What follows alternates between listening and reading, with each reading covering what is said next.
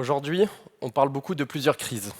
La hausse des prix, la crise du logement, l'augmentation des inégalités, les dettes qui explosent. Quel est le point commun entre tous ces problèmes?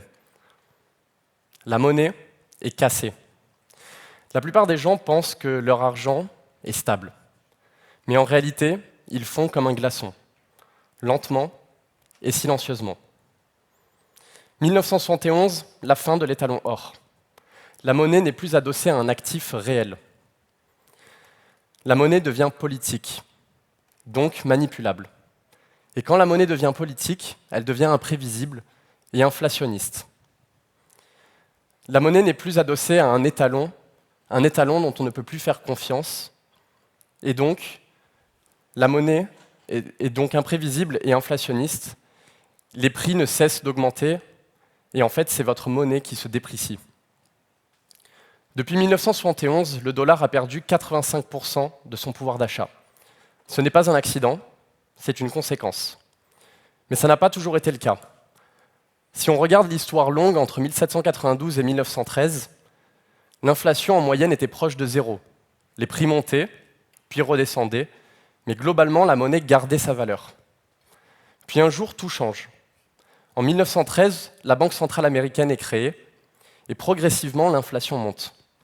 Et depuis 1971, l'inflation atteint proche de 4% par an, et sur le long terme, le pouvoir d'achat s'effondre. La question n'est donc pas est-ce qu'il y a de l'inflation, mais pourquoi est-elle devenue structurelle? Quand on parle des prix qui montent, on dit souvent que c'est une erreur. Mais l'inflation n'est pas une erreur. Les banques centrales visent l'inflation. Elles stimulent la consommation, elles stimulent le PIB. Donc quand les prix montent, pour les banques centrales, c'est une réussite. Mais pour votre épargne, c'est une catastrophe. Depuis 2008 et surtout 2020, la masse monétaire explose. Des trilliards sont créés en quelques mois et les prix augmentent. 2008, la crise financière, les banques s'effondrent, les États sauvent le système et une personne sous le pseudonyme de Satoshi Nakamoto publie sur Internet un document de 9 pages avec une citation forte.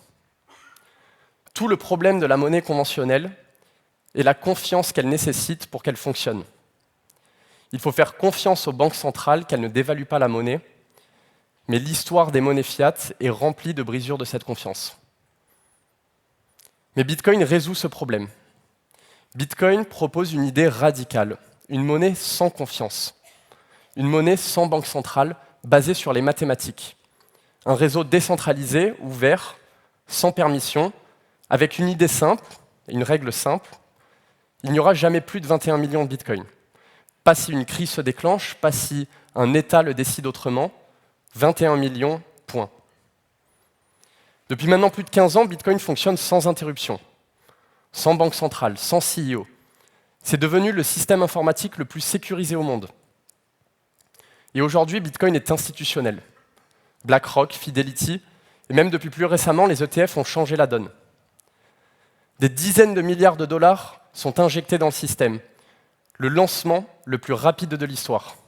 Et aujourd'hui, Bitcoin fait partie des plus grands actifs financiers au monde. Et pourtant, pas de CEO, pas de siège social. Bitcoin, c'est plus d'un demi-milliard d'utilisateurs dans le monde, une adoption similaire à Internet, des années 90, lente au début, puis exponentielle. Mais la vraie question, c'est pas qui investit dans le Bitcoin, mais qui a réellement besoin du Bitcoin. Ce sont les plus modestes. Pourquoi? Parce que les plus modestes détiennent du cash. Ils ne détiennent pas d'actifs financiers.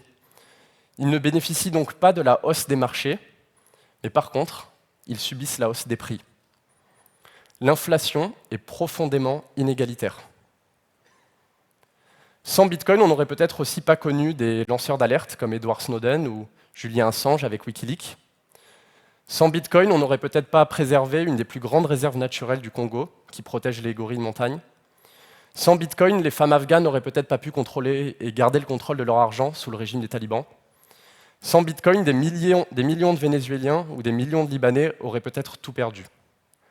Si les plus vulnérables utilisent Bitcoin, c'est que Bitcoin résout un vrai problème. Internet a libéré l'information, Bitcoin libère la monnaie. Avant, la monnaie était contrôlée par des institutions. Aujourd'hui, la monnaie devient un protocole, comme Internet, comme TCP/IP. Donc la question que j'aimerais vous poser, c'est quand Internet est arrivé, certains l'ont débattu, d'autres ont construit. La vraie question, c'est si Bitcoin demain est la prochaine infrastructure financière mondiale, qui va construire dessus? Merci.